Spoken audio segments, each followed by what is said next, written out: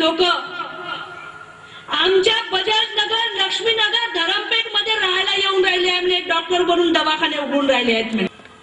राहायला येऊन राहिले, राहायला येत आहे तिथे दवाखाने उघडत आहे म्हणे. यांनी म्हणे त्या उत्तर नागपुरातच राहून म्हणे आपल्या लोकांची सेवा नाही करावं का म्हणे. त्याने कशाला आमच्या धरमपेठ, बजाजनगर, लक्ष्मीनगरामध्ये राहायला यावं. सगळे लोक गप्प बसून ऐकत होते. काही नंदी बैलासारख्या माना हलवत होते. कारण गुलाम आहो ना मी. मनगट मेंदू आमच्या ताब्यातच नाहीये. शरीर आहे जवळ म्हणून नट्टापट्टा करतो तेवढा आरशाच्या पुढे उभं. कोणीच काही बोललं नाही. तेव्हा मला राहवलं नाही. मी त्याला प्रश्न केला, अहो म्हटलं ते तर नागपुरातल्या नागपूरमध्ये राहूनच काम करून राहिलेले आहे.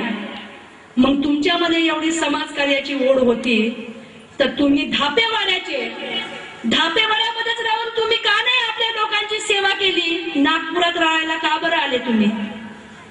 तेव्हा तो निरुत्तर झाला. विचार करा तुमच्याविषयी किती आकस आहे, बहुजनांविषयी किती आकस आहे त्याच्या मनामध्ये.